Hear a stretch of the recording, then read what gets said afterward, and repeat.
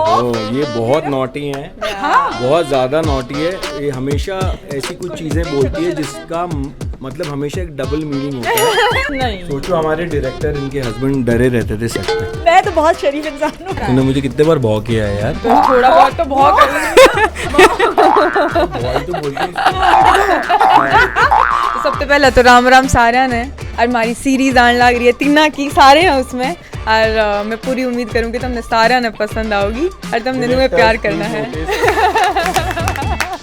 Forever is a lie and forever is not a lie, इसी की आज debate यहाँ पे छिड़ी हुई है और शायद दूसरी डिबेट्स की तरह हमें भी इस वीडियो के एंड तक कंक्लूजन मिल जाए। तो आज हमारे साथ हैं रूहानियत की स्टार कास्ट अर्जुन बिजलानी, कनिका मान and Smita Bansal. Welcome everyone. कुछ भी शुरू करने से पहले सबसे पहले एक पर्सनल सवाल अर्जुन, टीवी शो होस्ट भी कर लेते हो, रियलिटी शो में पार्ट भी ले लेते हो, खतरों के खिलाड़ी जीत भी जाते हो, टीवी की दुनिया के स्टार भी हो, भाई थकते क्यों नहीं हो? क्या सीक्रेट क्या है? और भी बहुत कुछ करता हूँ लेकिन थकता नहीं। Okay, no comments. हाँ, तो क्या राजा और आगे आप क्या करने वाले हैं? It's not planned for sure. Hosting I love, मैं I can be myself and acting एक ऐसी चीज़ है जो मुझे that's the real thing, you know, when you play somebody that you are not.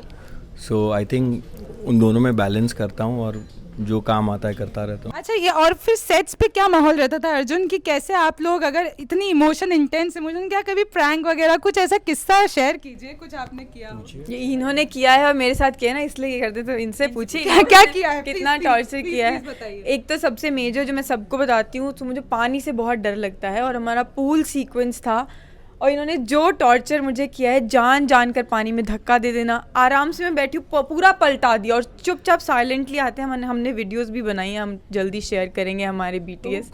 तो वो ऑफ कोर्स बहुत टॉर्चर करते थे। एंड दूसरा, डराने में एक्सपर्ट हैं। जहाँ मुझे पहुँचना था उससे पहले 2 मिनट पहले कैसे पहुँचते थे एंड टाक। तो आपने कभी रिवेंज लेने का नहीं सोचा? कुछ तो किया है इसने अब आप बताइए। आपको डराया है यार इसने कैसे भी। डराया? तूने मुझे कितने बार भौ किया है यार।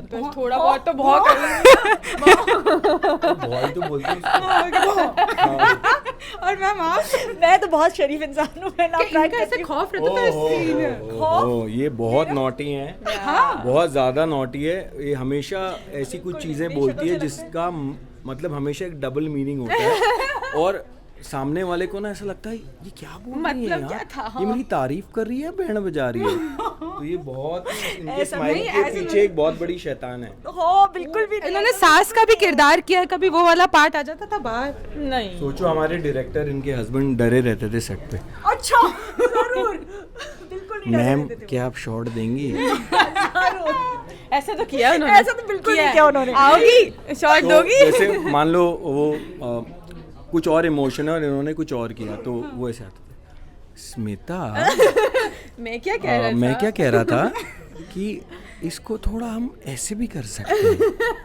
वो पति पत्नी वाला जो मामला था। कभी नहीं हुआ ऐसा, बिल्कुल कभी नहीं हुआ। बिल्कुल झूठ बोल रहे हैं, दोनों झूठ बोल रहे हैं। स्मिता का मैम मैम करके बात करते थे। तो मैं भी तो सर करती थी। दोनों एक दूसरे को मैम से नहीं हाँ, उनकी बीच अभी सर क्या है उनको घर जाके फिर बाद में सर खाती थी। उन्हें मेरी 20 साल की शादी में पहली बार मौका मिला था कि वो कुछ बोले और मैं वो करूं। उन्होंने फायदा उठाया।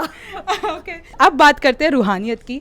एज इसमें बहुत सारे इमोशंस हैं, इंटेंस इमोशंस है। शुरुआत के मैंने जब सीरीज़ की शुरुआत की और मैं 10 मिनट तक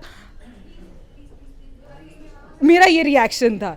तो पर्सनल लाइफ में आपकी शादी हो चुकी है, आप सिंगल हैं, तो मैं चाहूँगी कि आप पर्सनल लाइफ में शेयर कीजिए what about these intense emotions कि आपकी शादी से पहले या कुछ ऐसा आपके साथ हुआ, anything can you relate from the series? ऐसा जैसा सवीर के साथ हो रहा है वैसा तो किसी के साथ ना ही हो, तो रियल लाइफ में तो बेटर है।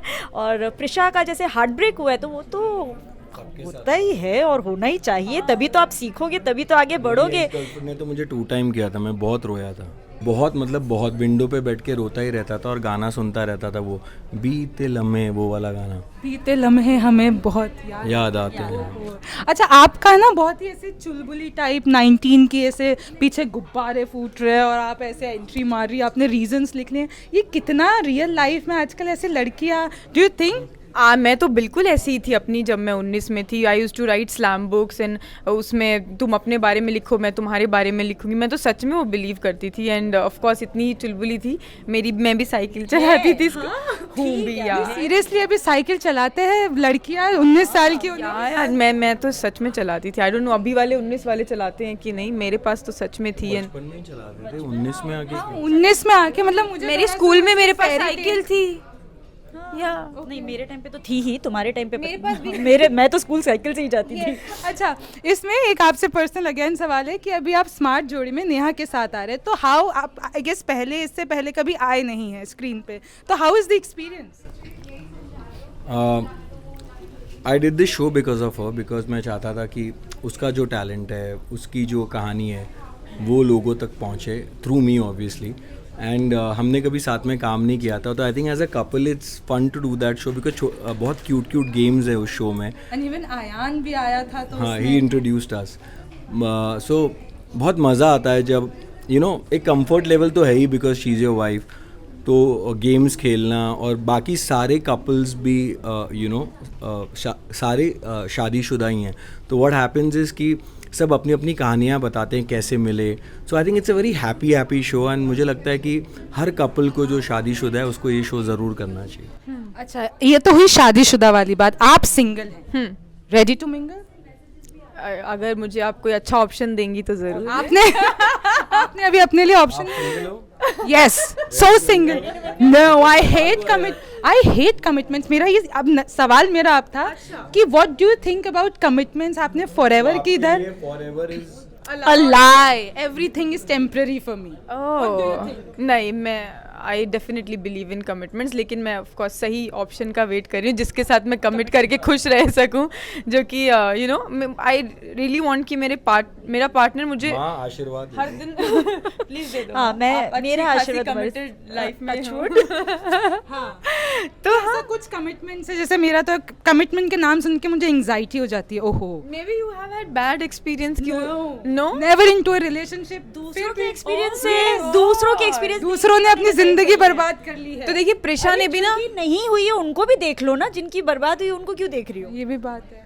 जैसे प्रेशा भी अपने मम्मी पापा को आइडलाइज करती है कि कितने अच्छे से रहते हैं, मुझे भी वैसे ही रहना है। मुझे लगता है कि सबका अपना अपना टाइम आता है, जब कोई अच्छा लड़का मिलता है तो यू कमिट, और ऐसा भी होता है यू कमिट एंड फिर पता चलता है कि अच्छा नहीं। इसमें जैसे आपके साथ इसमें हुआ है द गाय, कि आपकी शुरुआत ही ऐसे हो रही है कि आया था वापस, फिर आया था पता चल गया। आई बिलीव जो होना है वो होना है, तो वो नहीं हुआ होता रॉन्ग कमिटमेंट तो फिर करेक्ट सवीर कैसे मिलता?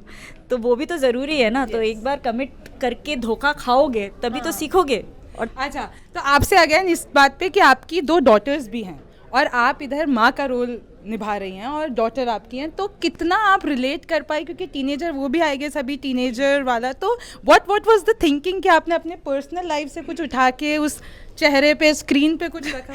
बिल्कुल भी नहीं, क्योंकि प्रिशा और स्टाशा की लाइफ बिल्कुल अलग है, जर्नी बिल्कुल अलग है। सिर्फ एक चीज़ जो मैं अपनी दोनों बेटियों को कहूँगी, प्रिशा को भी और स्टाशा को भी, कि जब आप किसी से भी प्यार करते हैं या जिसको भी कमिट करते हैं तो थोड़ा प्रैक्टिकली करो, थोड़ा सोच समझ के करो, ऐसी दिल मत लगा लो। ये ना मुझे समझाती रहती थी, लाइक स्मिता जी कनिका को समझाती रहती थी सेट पे, ये फालतू के चक्करों में पढ़ने की ज़रूरत नहीं है, हाँ प्रैक्टिकल रहना, सब कुछ चेक करना कि हाँ कैसा काम करता है, क्या करता है, कैसा परिवार है, फालतू में प्यार व्यार के चक्कर में पढ़ने की ज़रूरत नहीं है।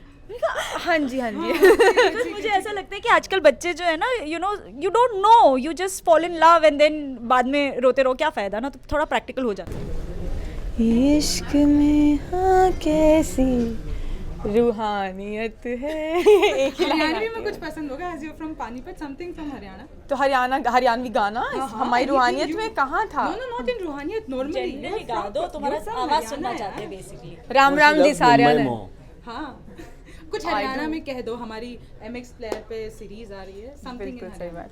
तो सबसे पहले तो राम राम सारिया ने, और हमारी सीरीज आने लग रही है तीना की, सारे हैं उसमें, नाम है रूहानियत, और थारे सामने पहले ही आ चुकी है, कल आ गई थी, 13 एपिसोड हैं, और मैं पूरी उम्मीद करूँगी तुमने सारा ने पसंद आओगी, ज़रूर देखिए और हमने बताइए कि किदा के किसी लागी आगे भी लेकर आओगे और तुमने में प्यार करना है। As you come from a Sindhi family, तो अब आपको सिंधी में बोल। तुंजो नालो छाए। इसका मतलब पता है आपको? बिल्कुल। आपका ये मुंजो नालो स्मिता आहे। आहे तो मराठी होता है ना? आहे आहे बोल देते हैं हम। अच्छा तो फिर आप बताइए। मुझे नहीं पता। मुंजो नालो रिमझिम आहे। स्मिता। स्मिता। तो ये थी हमारे साथ रूहानियत की स्टारकास्ट। आप जाके ये सीरीज़ MX प्लेयर पे देख सकते हैं। 13 एपिसोड अभी आ चुके हैं। मैं हूँ आपके साथ रिमझिम जेठानी और आप बने रहिए abplive.com के साथ।